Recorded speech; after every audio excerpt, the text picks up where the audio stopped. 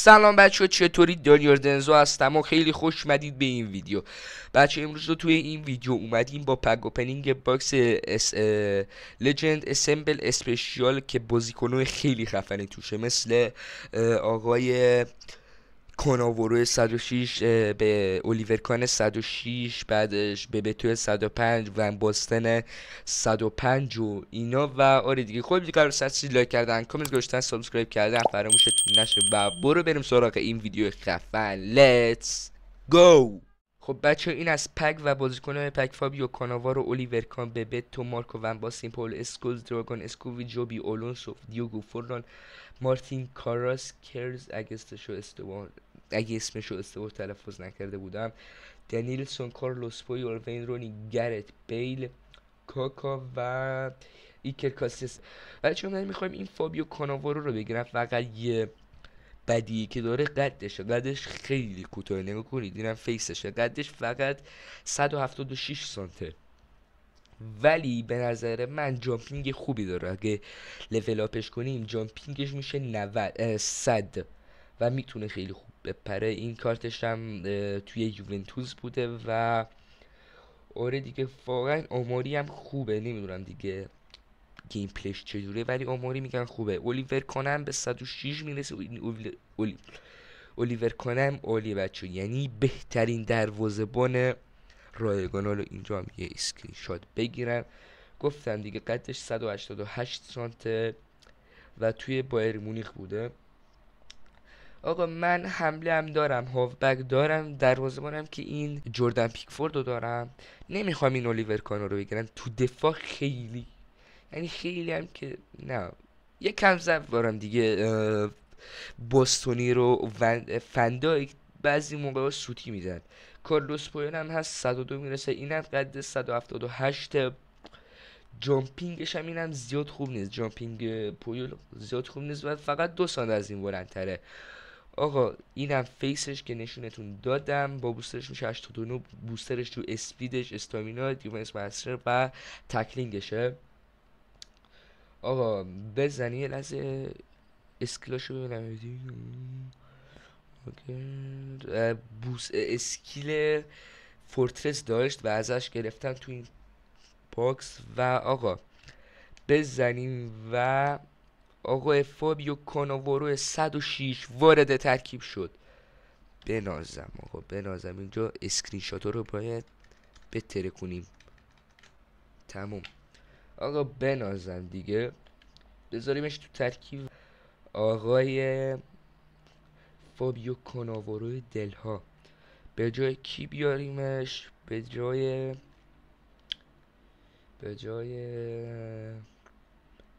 فندک فعلا بیاریمش و استرنجمون شد 3126.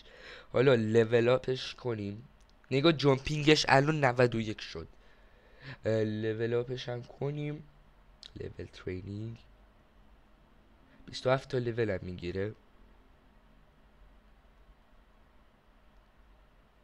یک کم دیگه.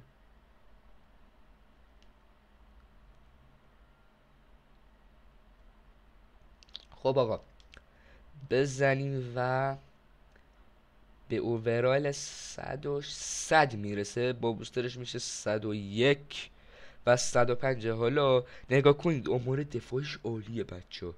فیزیکال کانتکتش 94، جامپینگش 99. البته این بوستری که میدیم 100 میشه.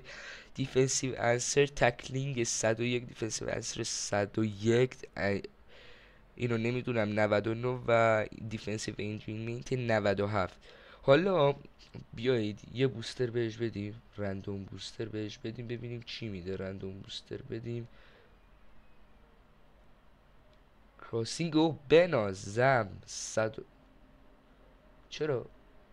به خدا فکر کردم به 106 رسید. آقا سلکت بوستر بدیم دیگه. سلکت بوستر و دیفنسیو بهش بدیم. نگاه کنید دیفنسیو خیلی قوی ترش میکنه این جامپینگشو و بدیم 100 تا رو و بنازم. آقا فابیو کاناوارو 106. بچه دقیقا این فابیو کاناوارو 11 تا به ترکیبمون اضافه کرد. آقا برو بریم که ببینیم حریف پیدا میشه یه تست گیم پلی هم ازش بگیریم یا نه.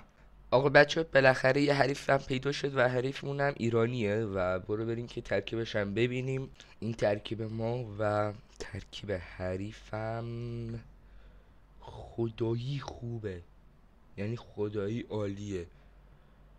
اینم مارتین کاسارس رو گرفته، اسمش اگه اشتباه نکنم مارتین کاسارسه، اونو گرفته. آقا برو و آره دیگه اینم ترکیب ما و همه حالشون خوبه دیگه. کناوارو خوبه، این خوبه و آره دیگه.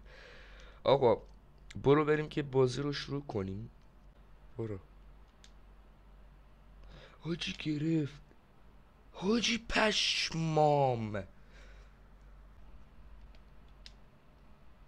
توی دروازه بازی 2-0 میشه به نفع بارسلونا. این بارم گل آقای فرناندو تورز زد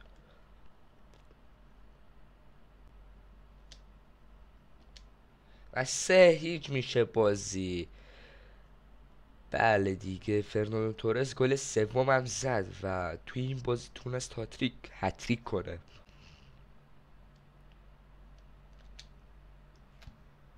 توی دروازه این بار چه کسی گل میزنه؟ آقای گرت بیل با یه بلیتس خوشگل. بازی 4-0 میشه به نفع ما. مرسی کاناوارو. وای حاجی چه تک به تکی رو از دست دادی. چی کار میکنی تو رو خدا؟ آقا بازی 4-1 شد. توی دروازه بازی 4-2 شد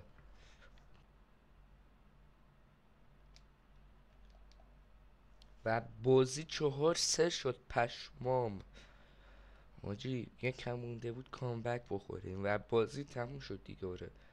و بله دیگه بازی 4-3 به نفع ما تموم شد. خب دیگه بچه های نبود از این ویدیو، امیدوارم که از این ویدیو خوش رده باشه. لایک کامنت سابسکرایب رو بتره کنید، عشق منید. و بچه این کاناوار عالیه، هم از نظر آماری خیلی خوبه هم از نظر گیم پلی. فقط یه ذره قدش کوچیکه که اونم جامپش واقعا عالیه. جامپش زده و میتونه هد بزنه، خیلی خوب هد بزنه. حالا مثلا چند بار رو هالند هد زد و آره دیگه تو زمینی هم عالیه دیگه. تکلش اصلا خیلی خوبه، خیلی خوب دفاع میکنه. آره دیگه لایک کامنت سابسکرایب رو بهتری کنید و تا ویدیو دیگر فعلا بدرود.